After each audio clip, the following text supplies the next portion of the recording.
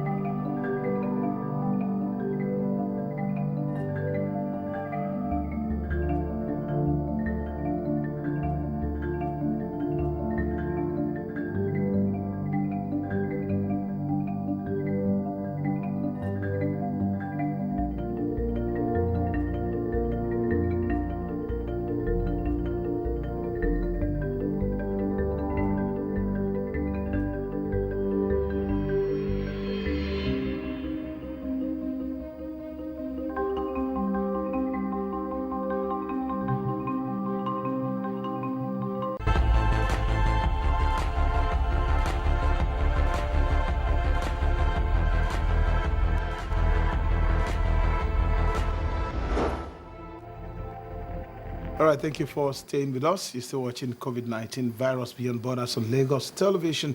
And this afternoon, we are taking a look at outbreaks, preparedness, and response, not just on the part of the government, but on a general perspective. My guest is a consultant, public health physician, and she'll be joining us from the UK. I hope I got that right. Dr. Abi Abraham. Dr. Abraham, good afternoon. Good afternoon. Yes, thank you for joining us.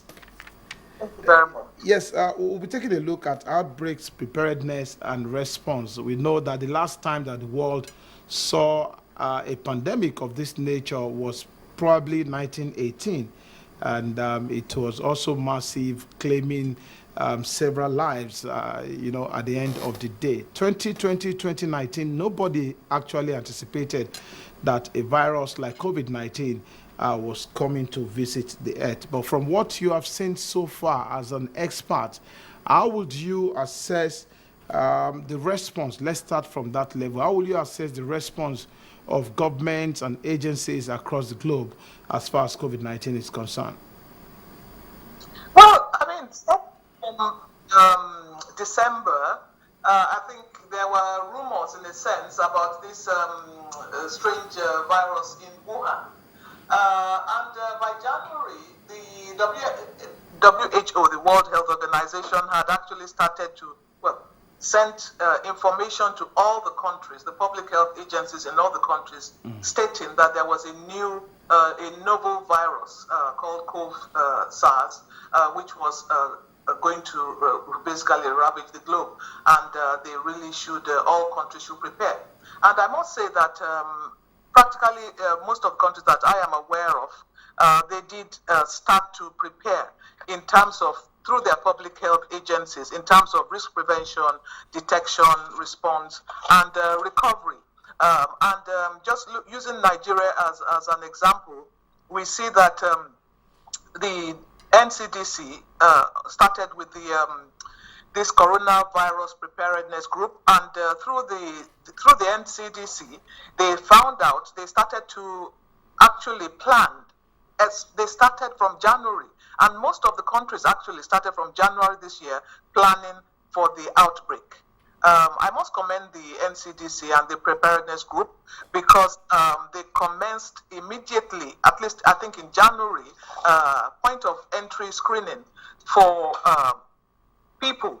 And by February, like you know, and we all know, in Nigeria, the first case of coronavirus was detected. Yes. They didn't stop at that, because we found out within 48 hours that actually it was this novel virus, and they afterwards went on with contact tracing and general just testing the populations around the contact tracing. So I would say, I can't score the response, but I would say it was most, at least in the Nigerian context and a few other countries, the response was fairly robust, bearing in mind that it is a new thing, and it has never actually been seen on the globe, really and truly, this one. But in terms of preparedness, we know that, when it became an issue, when it was declared a pandemic by the WHO in January, some nations of the world showed some level of preparedness for emergencies of this nature. But in Africa, we couldn't say the same, that, government on the planet actually prepared for outbreaks of this nature. And from what you have seen or heard, or what you have observed as an expert, do you think that African government, particularly the Nigerian government, has learned any lessons from their failure to prepare for the outbreak ahead of the future, if there's going to be another outbreak in the future? Well, I wouldn't necessarily call it a failure, because obviously we have sort of like a bit of inside knowledge. And I do know, like I say, there was a lot of experience garnered from the Ebola crisis, which has really helped this preparation. Also, there was, I don't know if you also know that the polio infrastructure. We're so glad to know that polio has been eradicated, thanks to all the stakeholders all over the world. But the polio infrastructure was actually used. It was vital to the preparation of this matter on hand. And the program was initially aimed at eradication of polio, but the structure brought on its technical expertise, logistical capacity, human resources, community network, and disease surveillance experience. So, we're massive. Nigeria is a massive country, 200 million and all that. So sometimes it does take a little while for the information to disseminate. But I still must say that there was quite a fair level of preparedness for this novel coronavirus. There was, definitely. Okay, we know that in public health concerns of this nature, information management is key. We've been told over and over that there's need to create information flow pattern and then manage the flow of the information from source to the recipient. But from what we have seen, I can tell you, because I'm a journalist, that the information management has not really been impressive. And from the loopholes that you have seen so far, what should we do to ensure that those loopholes are plugged for the future? That is a very good question. Because you stand on the streets and, the basic thing, you don't see people wearing masks. You see pictures of people not wearing masks. Even in this protest right now, lots of the young ones are not wearing masks. Now, I think the way the information was disseminated needs, I think, to be reviewed. It was disseminated through, first of all, the microsite.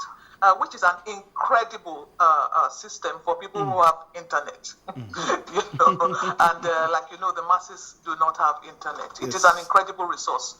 Just looking at it, even just today, just shows the level of work that has been done.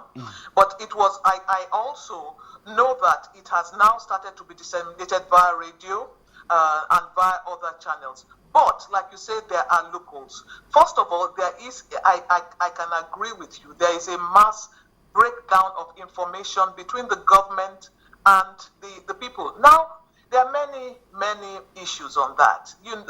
There's a basic mistrust of what comes from the government. And because of that, people don't tend to believe anyway when the government talks about gives lots of information. They don't do that. So there is this, the experts in mass communication at this stage need to work more with the government. The real professionals, I would say, need to really take this on board. Like, I'm not a professional, but I already know that even when in our own profession we're disseminating information, we have to find out what is really the loophole here. Why is it falling down? Have we done focus groups? Have we done, research into finding out why the information is going out there but it's not being received? Why is it not being received? Is it because they don't understand, or they don't know, or they are not hearing, or they don't trust, or they don't believe?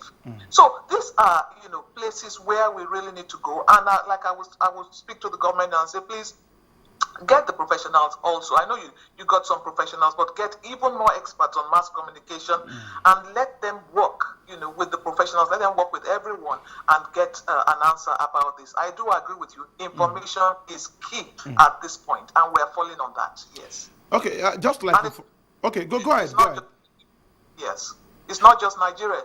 Quite all over the world, there's a big breakdown in information and communication. Like, communication is, I receive the message and you give me the message, I receive it, and I work on it. But you can see a massive breakdown all over the world. So the communication experts, the mass comm experts, really need to work on this with the government and with the healthcare professionals. Okay. Just like information management, data is another problem, is another key factor in the management of outbreaks of this nature. In Nigeria, there was nearly non-existent data for the government to work with. We don't know who is moving from one spot to another. We don't know who is getting what at what point and or the other. And the government on at different occasions also admitted that there was no database to manage pandemics of this nature. You, as a public health expert, what will your recommendation be in terms of data sourcing, data management in reaction to outbreaks of this nature? We just need to strengthen it. First of all, we need to go back to research. Especially in Africa, the research base is really low. Like, the National Institute of Medical Research is struggling with funding. So we really need to go back to research and development. That is where countries and health workers get their, get a lot of data from. So we do have data experts, but like I said, the funding is not there. You just look at the health budget for this year. So I'm talking of in Nigeria. It is really not going anywhere on that. It's not going to fund research and development. It's not even going to fund the basic health needs, the health facilities. It's not even going to fund capital expenditure. All we have is, all these recurrent expenses and stuff like that. And that is not really going to get to the heart of the matter. So data is a big problem in Nigeria, especially with the growth and penetration. And we do need to work on that very, very closely. Are you impressed by the level of welfare given to emergency workers since the outbreak of the pandemic in December, particularly from the Nigerian perspective, the way the government or the society generally has treated first responders? I'm talking about the doctors, the nurses, the emergency workers, the social workers. Are you impressed with their welfare so far? I'll give you a short answer to that. No. So what should we do? Not. Going forward from here, what should we do? For that one, I am not. I know my colleagues are suffering from post-traumatic stress disorder. They are suffering from stress. They are really, really, really on their last legs, most of them. We have a group of patriotic doctors who are staying.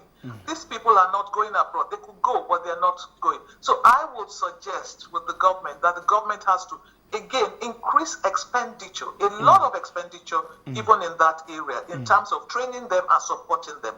I should think that doctors who are on the front line, you don't even need to be on the front line. Every doctor is suffering right now, because even if you're not on the front line, you are managing chronic conditions, you are managing infection conditions and all sorts of conditions, and there's pressure even on that. So doctors who are on the front line should be given psychological support. They should have counseling support. They should be given financial support. They should be helped with regards to their accommodation. They should be given training, more training. I know that they are having training, but they should be given more training. Their salaries should be increased. And under no condition must a doctor's salary be stopped for a few months, which is what has happened with some of our federal doctors. Some of them did not get paid for 4 months. And already the pay is a pittance, like you know. Compared with the pay of doctors abroad, it is practically a fraction. So we are the frontline soldiers. You know, we have soldiers that go to war. That is the war of nations. But the doctors are the frontline soldiers battling for the health of the nation. And as such, they need to be remunerated very, very heavily. And it's not, like I say, it's not just the money. They must have equipment to work. They don't have enabling environments. They must have equipment to work with. They must have. They need to have job satisfaction where they are. You know, there's just so much that needs to happen. But like I said, the support needs to increase for our doctors. It just needs to increase on all levels. Absolutely, especially in Nigeria and especially in Africa. All right, Dr. Abi Abraham, thank you very much for your time this afternoon. We appreciate you. Thank you. Thank you very much. Keep safe, please. Keep safe. All right, my guest has been a consultant, public health physician, Dr. Abi Abraham, and we've been taking a look at outbreaks, preparedness, and response. We've touched on a lot of so many things there, and we hope that people in position of authority are listening and will make the best use of the information given so far.